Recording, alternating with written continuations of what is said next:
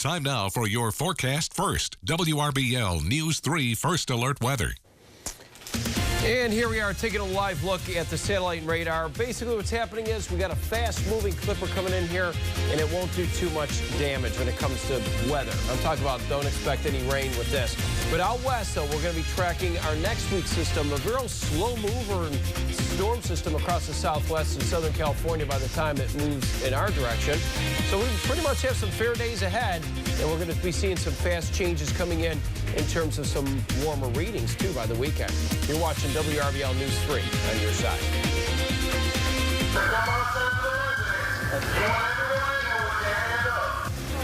A man surrenders to police. Hours after a standoff on Ladd Street, and acts of kindness, love, and support continue to manifest following March 3rd's deadly tornado. Tonight, a special welcome for the Beauregard boys baseball team from the neighboring Valley team. On your side, this is News 3 Night Watch. Good evening, and thank you for trusting News 3. I'm Phil Scoggins. And I'm Teresa Whitaker. Topping our news tonight, police were called out to Ladd Street this afternoon after a man barricaded himself in a house, refusing to come out. A woman and 2 children also were inside the home. The standoff with police lasting from 4 this afternoon until nearly 8 tonight. Police got on a loudspeaker urging the man to come out. Police eventually got the man's mother to come to the house. That's when the suspect surrendered to police. There are no reports of injuries during the standoff. Tonight, we hear from a Beauregard grandfather from his hospital bed, where he has been since suffering catastrophic injuries in that March 3rd tornado. News 3's Elizabeth White has his story. Oh, yeah. I believe 100% that the Lord kept me alive and my boys alive. 46-year-old Dennis Clark and his loving wife Nancy have custody of their 5 adorable grandchildren. March 3rd, the Beauregard family's life was forever changed when their home took a hit from the tornado. And I grabbed the boys that blew me and the boys out of the house onto a tree, flipped the house over, and it landed on top of me. The 3 boys were injured in the storm but are recovering. Dennis's neck and back were broken in multiple places. So was his arm, and his sternum was crushed. Dennis is now paralyzed from his chest down. I drove a stand-up forklift.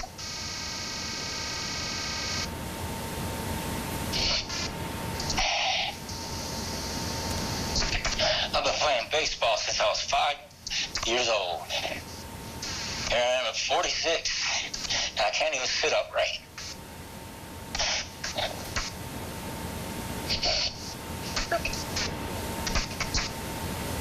Please, say a prayer right now about it if you can. We're going to make good of this because of the Lord. The family's home and most of their belongings were destroyed. They have homeowners insurance, but no medical insurance. The family's GoFundMe page is barely more than $1,500. Nancy is struggling just to pay for gas to visit her husband. David's recovery will be long and difficult, and any help would be appreciated. Reporting on your side in East Alabama, I'm News 3's Elizabeth White. If you would like to donate to the family, we have a link to their GoFundMe page on our website at WRBL.com. If we've learned anything from the deadly tornado that hit Lee County, it's that a community can come together when it needs to. Almost 2 weeks after the storm, folks are still coming together in kindness and in faith. News 3's Shakira Speaks joins us now with 2 stories of love.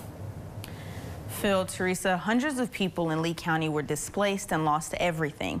2 people, Corey Cook and Clint Stanton, went out of their way to show that a little thoughtfulness can go a long way. It's been 2 weeks since the Lee County area heard the train-like sounds of a tornado that took 23 lives. But acts of kindness, love, and support continue to play out in Alabama. Beauregard's junior high baseball team played Valley tonight. Their original game was canceled due to the storm. In response to the horrific scene that the tornado left behind, Valley mom Corey Cook and other parents organized a special welcome for the Beauregard boys. It felt very good to actually give back to our neighboring county.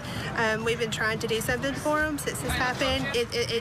I mean, it just touches the soul to be able to help and give back. The Valley team, along with Chambers County Schools, donated supplies to help in the recovery. Cook had bracelets made with the inscription, "Rams for the Guard, Beauregard Strong," to share with family and players. Then there's Clint Stanton. Stanton found this picture in his yard after the storm. Realizing there was no name attached to it, he took to social media. Yeah, we had contacted a friend through Beauregard Strong, and he had gone on and somebody saw the post, and then I guess you recognized your picture. Yeah. The picture belonged to Carlton. He didn't want to be shown on camera, but wanted to talk. I did. I'm guessing he was my grandfather. This is my grandmother. That's my father. That's my uncle. All three of these people passed, though. Carlton was in the midst of the storm and said he could feel everything that was going on. Well, you got something back. Yep. You got good neighbors help taking care of you? Yeah.